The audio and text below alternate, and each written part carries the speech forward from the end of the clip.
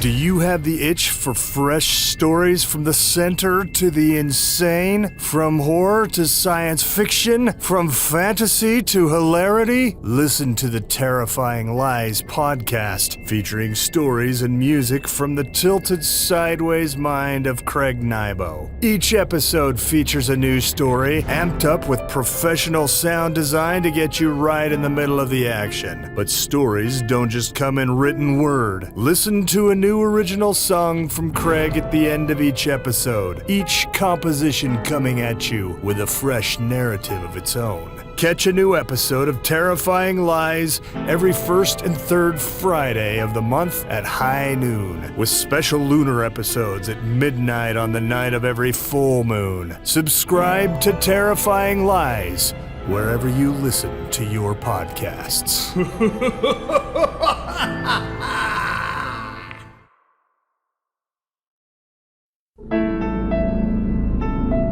The Terrifying Lies podcast, with music and stories by Craig Nybo.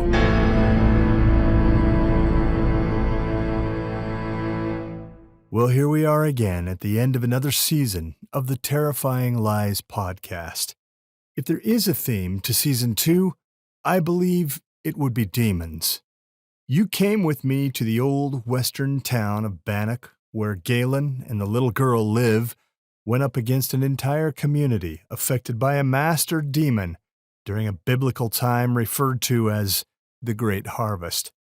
You smelled the sweat and steam of Mickey Atlas, the MMA fighter's locker room, when a strange being enlisted his help to fight trans-dimensional demons.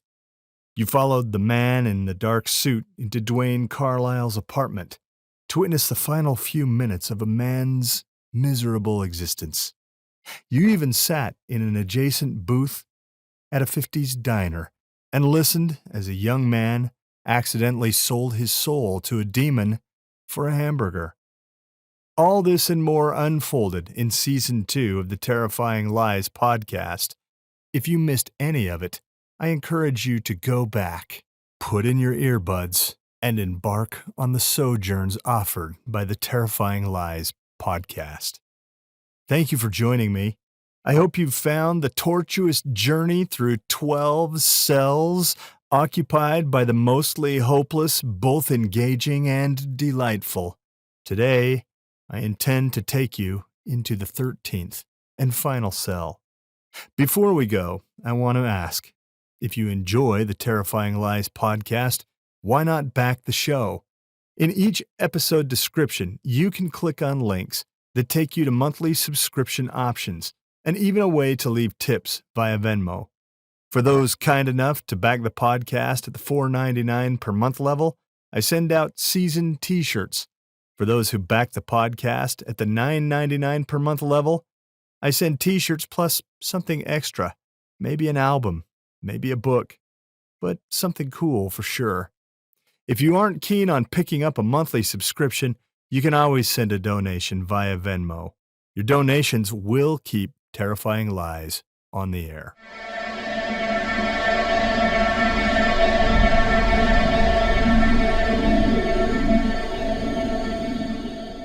Today's story goes back to my younger days when my parents purchased children's books that came with cassette tapes. I and my brothers would put the cassettes in a portable tape deck and listen to brilliant performers read the story while we followed along and looked at the illustrations. The tapes would mark when it was time to turn the page with a sound, a bell, a character saying a signature phrase, or some other sound effect. I love these books. They were the first audiobooks I can remember. In the spirit of those grand days as a child, I offer you a similar story. A while ago, I kickstarted a hardback book called Tesla v. Cthulhu, a bedtime story. Some of you backed this extremely limited edition hardback. I absolutely appreciate your support. The book contains the text for a story along with a QR code readers can scan for follow-along narration. If you don't have the book, you won't get the full experience, and you will have to ignore the signal to turn the page, triggered by the scream of an insane occultist witch. The hardback book, Tesla v. Cthulhu, a bedtime story, is extremely limited. At the moment, in fact, I only have 8 remaining copies. If you want one, you can order your own autographed copy at craignybo.com while supplies last. They cost $40 plus shipping.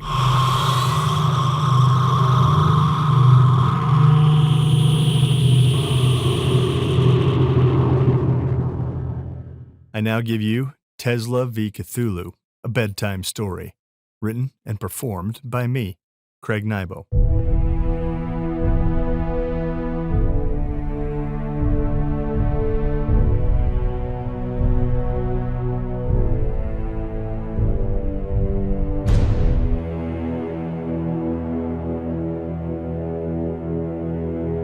Nikola Tesla versus Cthulhu, a bedtime story, written and performed by Craig Nybo, with original music by Craig Nybo.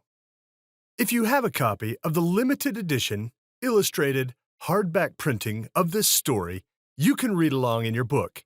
You will know when it is time to turn the page, when you hear the insane cultist witch scream in terror like this. Let's begin now. Tesla lived in his laboratory on Nob Hill outside of Colorado Springs, where he and his assistant, Fritz Lowenstein, produced lightning from a tower that lit up the sky. Tesla wanted to control energy. He and his assistant filled a tall antenna fixed to their laboratory with massive electricity. Together, Tesla and Lowenstein made lightning. Their experiments blasted craters and long trenches of scorched earth into the ground around the laboratory. Tesla performed other experiments, such as charging the ground and screwing light bulbs into the dirt.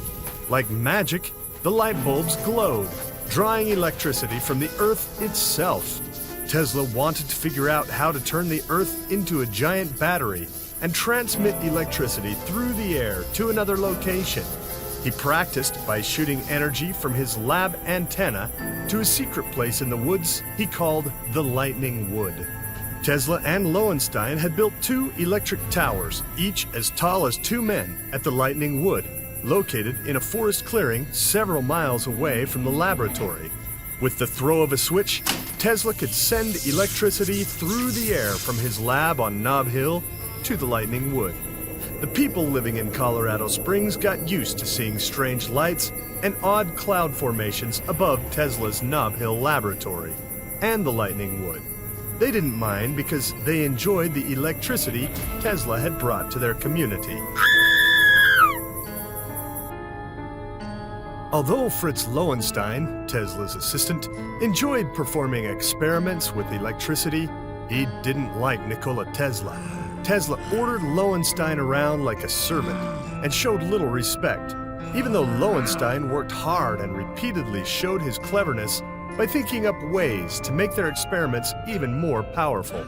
Lowenstein wanted recognition for his hard work, but Tesla took all of the credit. Rather than validating his assistant, Tesla made Lowenstein do the dirty work, like emptying the incinerator traps and scraping carbon buildup from the dynamos. Tesla even made Fritz massage his toes so he could think more clearly while planning new experiments. For a long time, Fritz Lowenstein stayed quiet. He didn't want to disrupt Tesla's important work. He didn't want to risk losing his job advancing electrical experiments that could change the world. One day, Lowenstein became so frustrated that he decided to quit. He and Tesla argued so loudly that some of the equipment in the laboratory rattled as they shouted at each other. In a fit of anger, Lowenstein raised his finger and said, "Enough is enough. I don't care how important your work is. I quit." Lowenstein wanted Tesla to apologize, but Tesla only smirked, folded his arms, and turned his back on his friend. Lowenstein left the Nob Hill laboratory that night red-faced and angry. Not knowing where to go, he walked toward town. After strolling the streets of Colorado Springs for about an hour, Fritz Lowenstein decided to walk into a saloon called the Carronade Tavern. The saloon owner named it the Carronade Tavern because someone had given him a small cannon called a carronade. The saloon owner always told people the little gun came from a pirate ship. The carronade hung on the wall behind the bar, where everyone could admire it. When Lowenstein entered the saloon, he spotted his friend Hercule sitting at the bar. Lowenstein sat down next to Hercule and told his friend about his argument with Tesla. He told Hercule that he had quit and walked out of the Nob Hill lab forever. Hercule could hardly believe that Lowenstein had left such a good job working for the most brilliant man in the world. He even told Lowenstein that his duty lay in helping Tesla to bring electricity to the world. Lowenstein explained to Hercule that he liked performing the experiments, but working for Tesla felt like being a prisoner. He told Hercule stories about how Tesla disrespected and abused him every day. Lowenstein said there comes a point in a man's life when he has to stand up for himself. But no matter what Lowenstein said, Hercule continued encouraging him to return to Nob Hill and apologize to Tesla. Some of the people in the saloon overheard Lowenstein and Hercule's conversation. They agreed that Lowenstein owed it to the world to help Tesla finish his experiments. Meanwhile, a lovely lady, Alice, worked across town at the local telegraph office. As she went through papers, stamped and sorted the Daily Mail, and organized a pile of telegrams on her desk that she would later send, the telegraph machine went crazy with a series of dots and dashes. Someone was sending a message in Morse code, but this message didn't come through the telegraph wires hooked up to the building. It came through the air. Alice knew that the news came from Tesla because he had invented a way to transmit messages without wires. Alice liked Tesla because he recognized her brilliance and helped her get a job at the telegraph office. Sometimes Tesla even sent encouraging notes to her during the day. The message repeated over and over. Alice sat down at her desk and translated it. Imminent danger, stop. Go the Lightning Wood and Tower, stop. Tesla? The great scientist who had brought electricity to Colorado Springs? In danger? Alice had to go for help. She snatched the message and left the telegraph office without locking the door. She went to the police station and found the building empty. She went to the mayor's office, but he had left on vacation. She even went to the church, where the pastor had taken his family on a touring tent revival. Tesla was in trouble, and she couldn't find anyone to help. She finally decided to go to the one place where she could always find people, the Carronade Tavern. Alice found Fritz and Hercule sitting at the bar, the Carronade Tavern. Lowenstein didn't believe her when she said Tesla was in trouble. He told her he had just been with Tesla back at the lab. He said he had quit and walked out on his boss. Alice slapped the message she had received at the telegraph station on the bar where everyone could read it. The bartender read the message out loud. Danger, stop. Go the Lightning Wood and Tower, stop. Although Tesla and Lowenstein had tried to keep their forest testing station a secret, the bartender and everyone else in town couldn't help but notice the strange cloud formations that loomed over that area of the woods. The bartender told of 3 weird sisters who had come to Colorado Springs. The 3 women kept to themselves, but rumors circulated that they commanded dark magic. The bartender thought maybe the 3 witches' magic formed those dark clouds. He thought that perhaps they had kidnapped Tesla and intended to harm him with some terrible spell. Lowenstein didn't believe in witches. He said the clouds over the woods formed due to his and Tesla's experiments in their secret testing site. Lowenstein thought Tesla had sent the message just to get attention. Alice argued with Lowenstein. She said Tesla's mind is too precious to waste. Tesla had the power to make the world better, full of light and electricity. If something happened to Tesla, society could remain in the Dark Ages for decades. Alice, Hercule, and the bartender argued with Lowenstein, trying to convince him that he needed to save Tesla from the 3 witches and their dark magic. Even the bar patrons worried about their town's resident genius. Everyone wanted Lowenstein to take action. Alice and Hercule insisted they would join the rescue party. Lowenstein still didn't believe that the three witches had kidnapped Tesla. He thought Tesla was playing a game just to get attention after his head assistant quit. But under the pressure of so many people wanting him to go, he agreed to take Alice and Hercule to his and Tesla's secret testing site to investigate. The bartender thought the three witches could harm Lowenstein and the others with their wicked spells. They would need weapons if they intended to go up against the three witches. He took down the carronade cannon from the wall behind the bar and gave it to Hercule. He also gave them gunpowder and a cannonball with a metal loop to which they could attach a cable. Alice took a coil of cable down from a hook on the wall and put it over her shoulder. Lowenstein protested. He thought everyone was overreacting. Taking weapons could be dangerous. Hercule and Alice convinced Lowenstein that they needed the cannon, powder, and cable just in case they ran into trouble. Lowenstein rolled his eyes but finally agreed to let them bring their toys along on their so-called rescue mission. The three left the Carronade Tavern and set out for the Lightning Wood to investigate Tesla's strange telegram. Hearing voices in the forest, Alice, Hercule, and Lowenstein sneaked up to the secret testing site that Tesla called the Lightning Wood. They hid in the bushes to watch. Lowenstein couldn't believe it. His boss stood in the clearing, tied up between the two tall electric towers he and Tesla had built. Tesla used electric coils wrapped around the towers to conduct power transmission experiments. But the three witches had something more sinister in mind. The weird sisters, Jerusha, Gabriella, and Ursula, danced around Tesla, reciting strange words in another language. Gabriella read out loud from an old leather-bound book. The bartender had been right all along. The three witches had kidnapped Tesla and intended to harm him with dark magic. Lowenstein tried to stand up and tell the witches to stop their foolishness, but Alice put a hand on his shoulder and pushed him back into hiding. Lowenstein didn't believe in magic. He believed in science.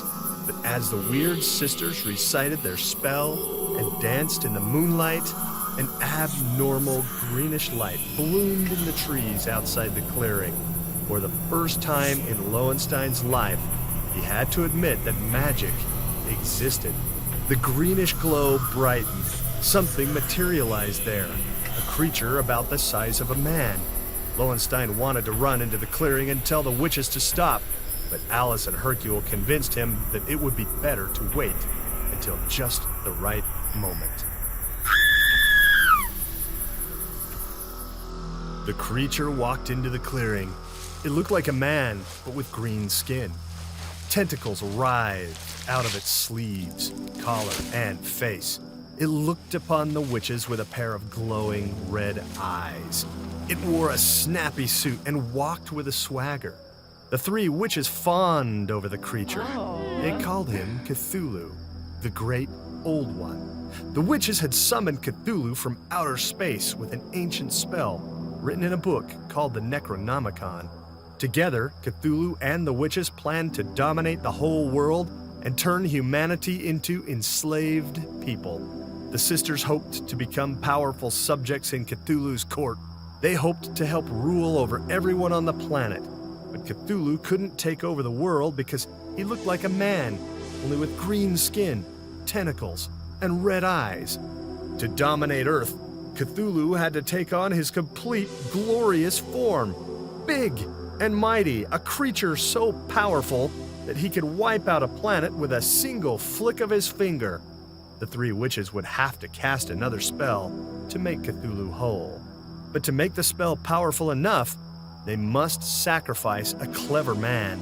That's why they kidnapped Nikola Tesla and brought him to the Lightning Wood. Lowenstein could barely believe what Cthulhu and the Weird Sisters were planning. If he hadn't seen Cthulhu summoned with his own eyes, he would have laughed at the whole situation and dismissed it as just another campfire story. Still tied up between the two electric towers, Tesla asked what manner of ugly being stood before him at his secret testing facility. Cthulhu said, "Well, if it isn't the Nikola Tesla, I've heard of you. But I have to say, I am disappointed." Tesla seethed in anger. He bragged about his accomplishments, such as his vast electric power station at Niagara Falls, his invention of X-rays, and the first remote-controlled apparatus. Cthulhu considered Tesla's inventions nothing more than toys and trinkets. Nevertheless, the great old one boasted about his complete form and how he had visited other planets and stars. Cthulhu said he had even tried communicating with Earth by sending a message to Tesla's Nob Hill laboratory. Tesla remembered receiving transmissions from outer space, but couldn't translate them. Cthulhu said, "Let me translate my message for you. People of Earth, get ready for the biggest, the boldest, the best-lookingest, heartbreakingest of them all. Cthulhu is entering the building. Get ready for the ignominious end of the world, baby." Cthulhu asked the witch sisters if Tesla was their sacrificial clever man. The sisters conceded that Tesla was the best Earth had to offer. Cthulhu shook his head and said that if Tesla was the best Earth could offer, he'd be doing the planet a favor by wiping it out with one sneeze. He told the witches to cast the second spell, sacrifice Tesla, and make him whole.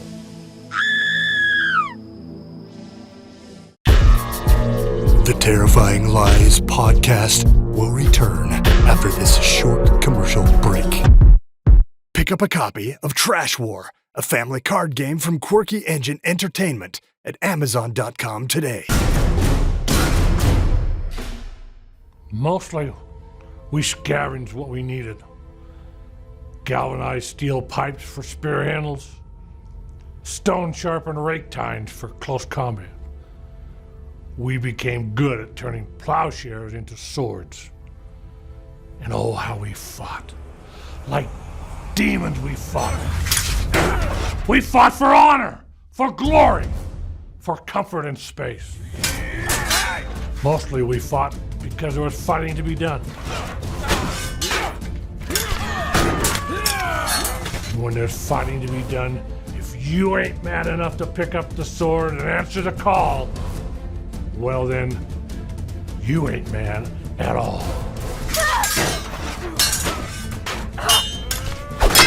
Cry havoc! And let's slip the junkyard dogs of war!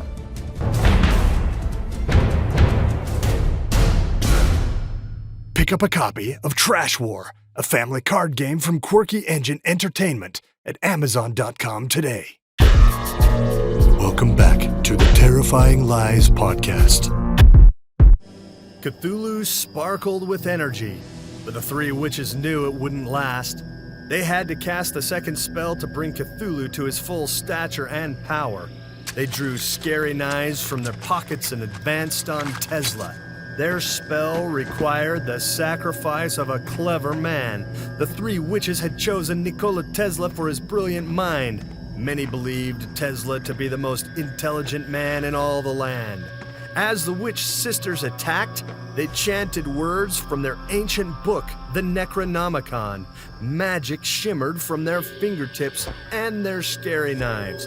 Energy glimmered all around the forest clearing. Some of it even lit up the two electrical towers to which the witches had tied Tesla. Tesla shouted insults at the witches as they advanced on him. He ridiculed their magic.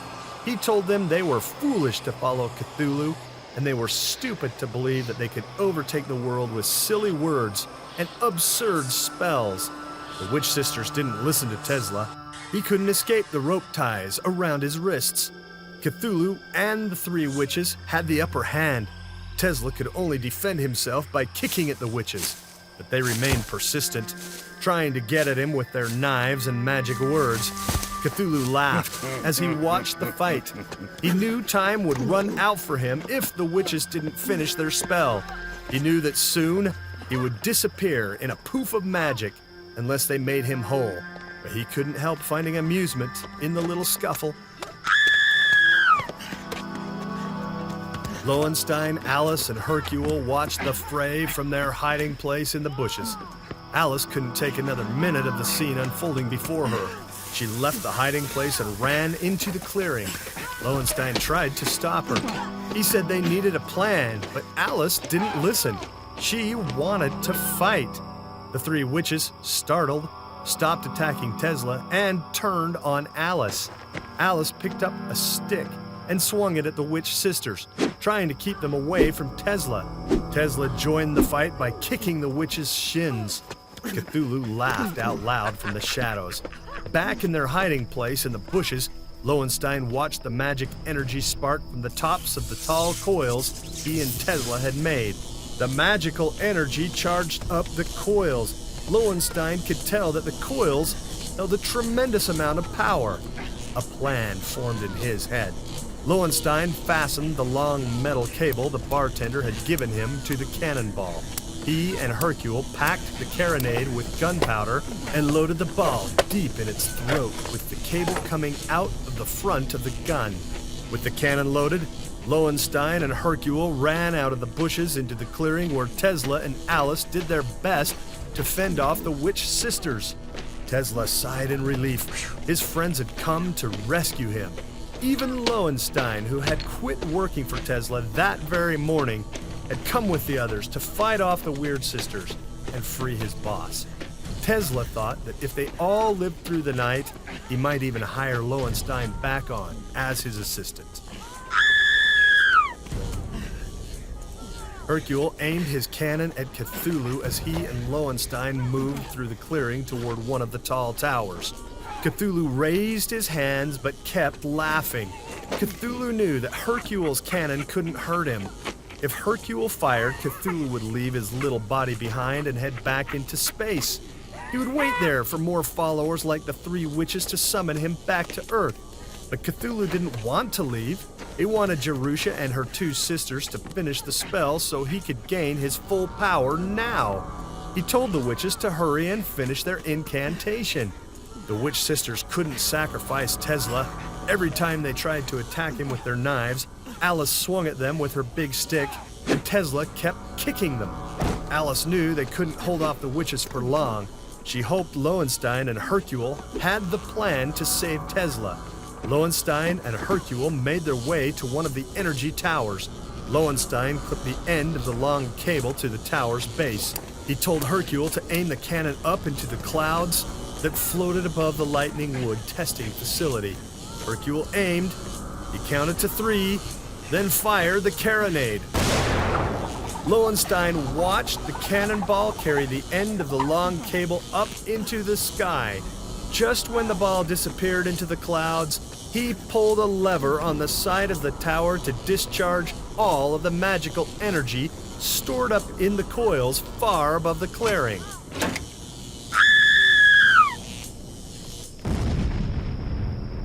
The explosion from the Lightning Wood scared everyone for miles.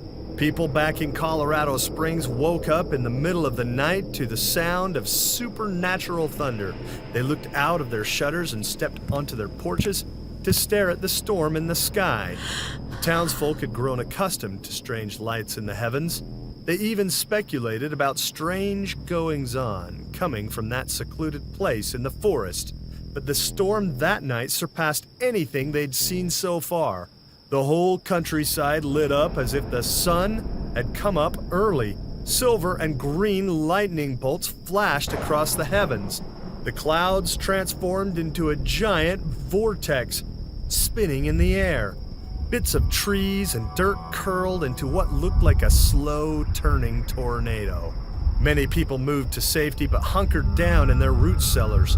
They worried that the storm brought more than just a few fallen trees and damaged roofs. They wondered if the world's end was unraveling and they couldn't do anything about it. Everyone in town knew about Jerusha and her two sisters, Gabriella and Ursula. They'd seen the three witches walking the streets, hissing at anyone who approached them and casting the sign of the evil eye with their fingers. But most of the townspeople thought of the three witches as nothing more than odd women who craved attention.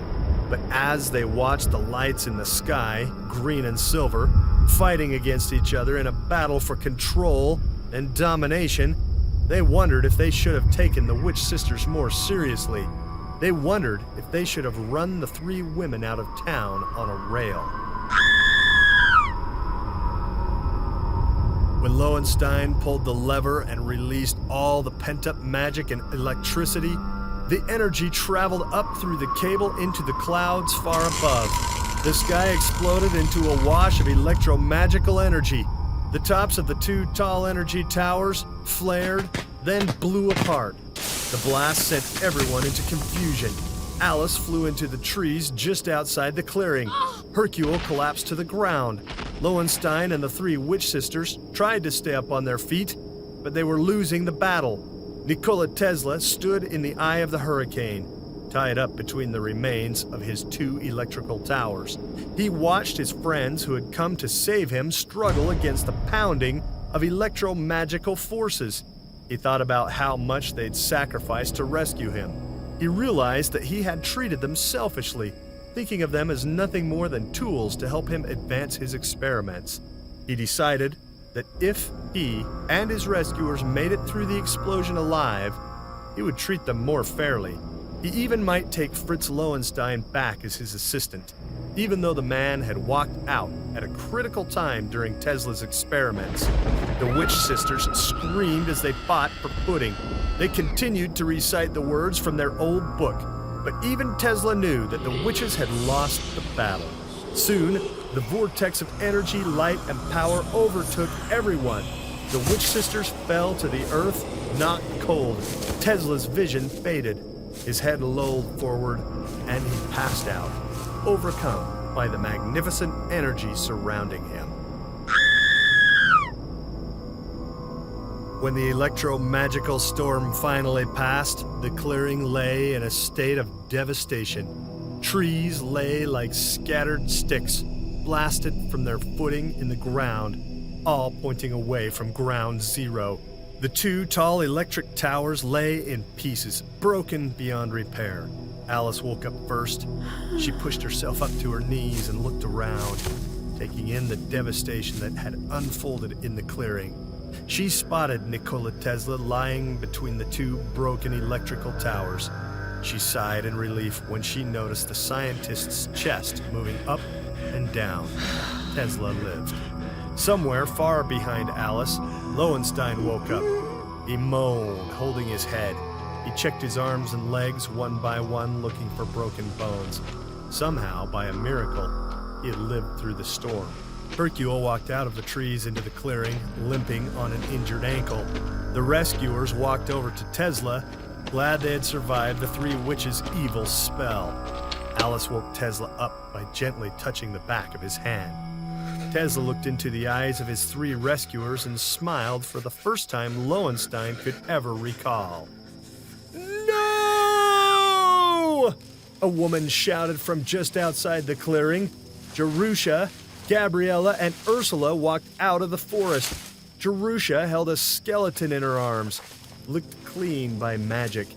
The bones looked primarily human, but scraggly tentacles extended from its back and face, dragging behind Jerusha as she walked into view. Nikola Tesla, Lowenstein, Alice, and Hercule could see that the electro-magical storm had wiped out Cthulhu and his snappy soup. They celebrated as they watched Jerusha and her sisters move to the center of the clearing. Jerusha put Cthulhu's skeleton on the ground. The three witches stood around it, tears falling from their eyes. All of their plans to kidnap the world's most brilliant person and sacrifice him to summon Cthulhu. All of their ambitions to become the most powerful women in the world and to dominate over all humanity as queens in the court of the Great Old One lay on the ground, nothing more than a pile of scorched bones. Tesla and his friends ridiculed the witches. They told Jerusha and her sisters that they had been foolish to think they could ever defeat science with magic. They told the witches that humans would never be dominated by evil because they had a whole lot of something that the witches didn't seem to possess: unity, harmony, love, and a desire to band together in the face of peril. Everyone felt static energy under their feet. Tesla said that the three witches' diabolical plans had fallen apart, crumbled, and reduced into a mild charge of static electricity in the ground that anyone could discharge with a single touch. Jerusha curled up her lip in anger. She stood to her full height. Her sisters gathered behind her. Jerusha looked down at the remains of her fallen god. She uttered a few words under her breath in a dead language. She clenched her fists and spat on the earth. From across the clearing, she stared into the eyes of Tesla. Gabriella and Ursula moved in behind their sister. Gabriella flashed the evil eyes. Jerusha raised her finger to the sky. Jerusha said that science had won that day, but the Cthulhu's magic held more power in a single finger than Tesla's science could ever generate in even 1,000,000 years. She said that Cthulhu lived. The great old one had returned to the stars and waited for beings like the three sisters to cast their spells and bring him to full power. Gabriella and Ursula cackled as they listened to their sister set Tesla and his friends straight on the difference between science and magic. Jerusha vowed that although Tesla and his friends had defeated them, this time they would return. And if they didn't return, others like them would emerge from the shadows wielding ancient books with sacred words. The priests and priestesses of Cthulhu would find a way to bring ruin and destruction to every city and town on Earth. Ultimately, all human beings, men, women, and children, would bow their heads to those far more significant, far more ancient, and far hungrier than any being on the land, beneath the ocean, or in the stars. Cthulhu would reign supreme, and no human being with any amount of so-called unity, harmony, and love would stop him. Alice shuffled her feet in the scorched grass and walked over to Jerusha. She reached out a finger and touched the witch's nose. A spark of static popped between Alice's finger and Jerusha's face. All of the ground's static electricity disappeared with that single touch. Angry and defeated, Jerusha scooped up Cthulhu's skeleton in her arms, cradling it like a child. She turned away from Tesla and his friends and stalked into the forest. The other two witches followed her, cackling out their threats and insults as they left. Just as they entered the trees, Gabriella spotted something on the ground. She bent down and cleared away the debris, revealing the Necronomicon. Even in a storm of magic light and electricity, the ancient book survived unharmed and ready for use. She scooped up the book and tucked it under her arm. The three witches disappeared into the forest. Tesla, Alice, Hercule, and Lowenstein celebrated as Cthulhu's underlings walked into the trees. They knew that science had won. Tesla thanked his friends for coming to his rescue. He said that they had changed his heart. In the future, he planned to be more gentle and kind. He extended his hand to Lowenstein and offered his former assistant his old job back. Lowenstein hesitated for a moment, staring at the genius's hand. Alice asked Lowenstein what he was doing. He needed to resume work for the man who'd changed the world. Lowenstein agreed. He took Tesla's hand, and they shook. Tesla looked around the destroyed clearing. He said they had a lot of work to do before returning to his experiments, and he would need everyone's help. The end. This has been Tesla v. Cthulhu, a bedtime story, written and performed by Craig Nybo, with original music by Craig Nybo. This story is based on the musical Tesla v. Cthulhu. You can stream the musical soundtrack at iTunes, Spotify, Amazon Music, or any other place where you stream your favorite songs. This story is based on a larger project entitled Tesla v. Cthulhu, a musical. To date, I have not released the musical in its entirety to the public, only to a handful of much appreciated Kickstarters. If you've followed the Terrifying Lies podcast, you undoubtedly know about the musical. You've even heard some of the songs. The musical was a monumental project and took me years to compose. Here's the good news. I plan to open Season 3 of Terrifying Lies with the entire dramatic recording and soundtrack of the musical. I know you're going to love it. This will be the first time the musical has ever been released to the general public.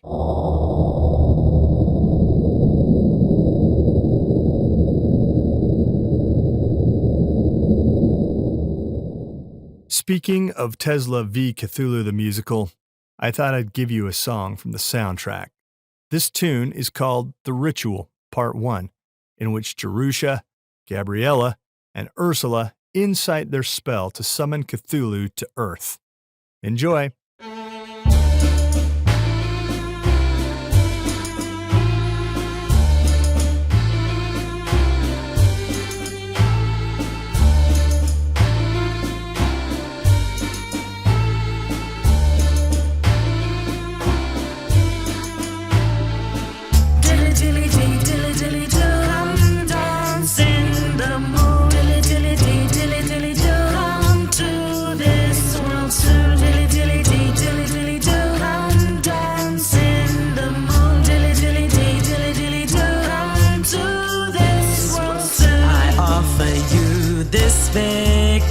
Oh, graveyard so thought as a thought, Star Mother and Dagon and the Symbionn, glory and power of your splendor. And to all the spirits be so kind.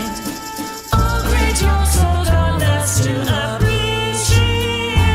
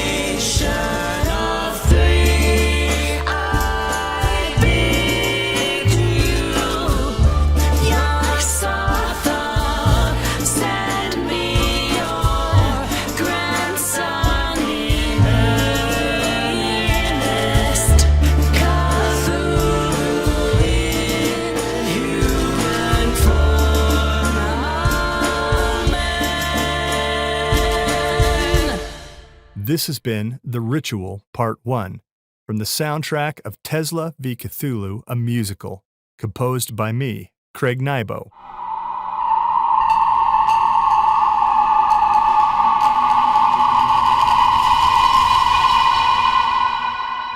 On behalf of the twisted and mind-maligned, I offer my thanks to you for listening to Season 2 of the Terrifying Lies podcast. I enjoy offering these stories and music. If you like them, tell your friends. Let's build this little community of ours. Not to leave you high and dry, I will be posting inter-season editions of Terrifying Lies on the usual schedule. In the past, during some of these inter-season editions, I have offered recorded interviews with such characters as Victor Frankenstein and Professor William Dante. I've played recordings from the Freestyle Gargoyles. I've even played a court battle for zombie rights, fought by fellow authors David Butler and Michael Brent Collings. Don't miss the interseason editions. I know you'll love them. Well, the time has come to say adieu for a season, but don't despair. And certainly don't let your penchant for fear atrophy until we meet again. Look for the premiere of Terrifying Lies Season 3 on Friday, September 1st at high noon. Until then, I bid you sweet dreams, or should I say, sweet nightmares. This has been the Terrifying Lies podcast. Please come again. You're welcome here.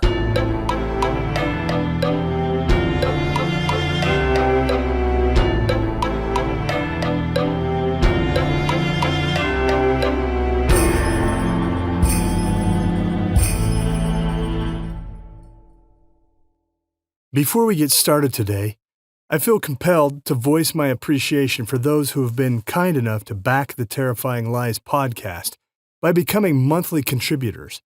Backing Terrifying Lies at the 99 cents per month level are Chip and Tobias. Backing the podcast at the $9.99 per month level are Pat, Dylan, and Carl. Thanks, you guys. You really blow my mind. I can't express my appreciation enough in words. So, this is what I'm going to do. For all backers at the end of each season, I'm going to send you digital downloads of the entire season's stories with no commentary or commercials. I'll also include the featured songs. For backers at the $4.99 level, I'll throw in a digital download of the entire Old Hicks Hypno Nightmare, complete with the induction and re-entry sections, to make it a fully guided nightmare experience. For those who back the podcast at the $9.99 level for at least 3 months, expect to hear from me about where I can send a Terrifying Lies Season 1 t-shirt and an autographed CD of the Old Hicks Hypno Nightmare. Again, thanks for backing the podcast. It means everything, and I consider you my friends. Well, enough of that. Let's get going.